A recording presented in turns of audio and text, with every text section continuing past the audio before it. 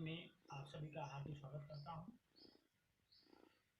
मेरे बच्चों, हम लोगों ने पिछले टॉपिक में पढ़ा कि हिंदी गद्य साहित्य के इतिहास कितने भागों में बांटा गया, और अब हम लोग उसके एक एक युग, एक एक काल को डिटेल में मुख्य बिंदुओं पर अध्ययन करेंगे। जैसा कि बताया जा रहा है कि इसमें जो पहला युग था पूर्व भारतीय युग। अब इसमें जो है हमारी मुख्य 3 भाषाओं का विकास हुआ।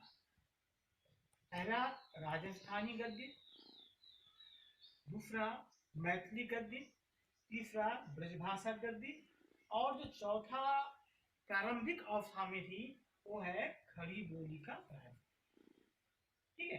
अब राजस्थानी गद्य, मैथिली गद्य, ब्रजभाषा गद्य और खड़ी बोली का प्रारंभ हुआ इसमें जो है। अब देखिए, जो राजस्थानी गद्य है इसमें भी कुछ रचनाकार लेखक अपनी रचनाओं के माध्यम से इस विधा का यानी राजस्थानी गद्य का विकास किया।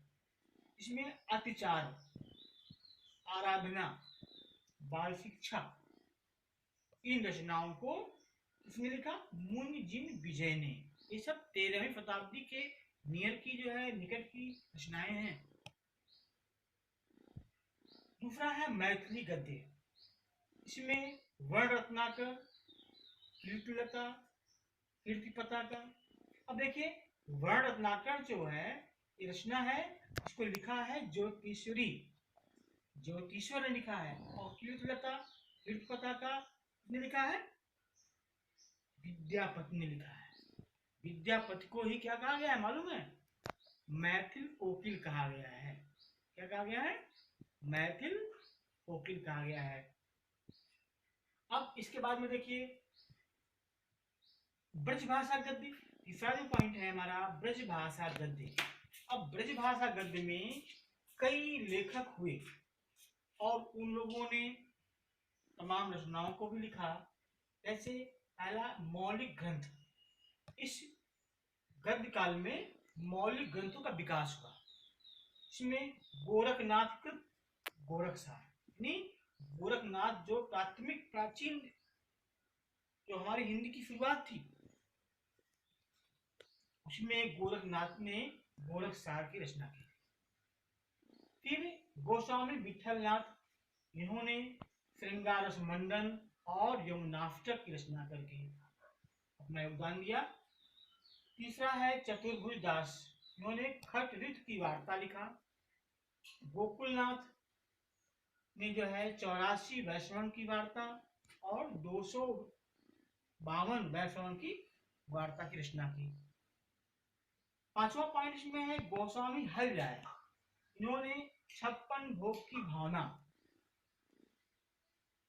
नाभादास ने अष्टायाम की रचना की। यशवंत सिंह ने सिद्धांत बोध की रचना की। तो ये सब क्या है? ये सारी रचनाएं जो है और जो लेखक हैं प्रारंभिक या पूर्व भारत में जो की, ये सब 13वीं शताब्दी के समथिंग यानी करीब में जा करके लोगों ने अपना योगदान दिया है। अब देखिए, इसी क्रम में जो ब्रजभाषा गद्य है उसमें लिखा गया टीका साहित्य। अब टीका साहित्य के जो लेखक हैं वो है श्री गोपेश्वर, उन्होंने लिखा शिक्षा ग्रंथ का टीका। प्रेमदास, इन्होंने लिखा हित 84 की टीका लिखा। अब जो इसमें अगला स्टेप है वो गा अनुदित ग्रंथ, ये ब्रजभाषा गद्य में ही है अनुदित ग्रंथ। इसमें सूरित मिश्र और दामोदर दास, ये दो जो है मुख्य लेखक रहे इस युग में। और इन्होंने लिखा बैताल पचीसी, इसने लिखा सूरित मिश्र ने क्या लिखा? बैताल पचीसी। और दामोदर दास ने लिखा मार्कंडेय पुराण। तो हमें देख रहे हैं कि जो हमारा हिंदी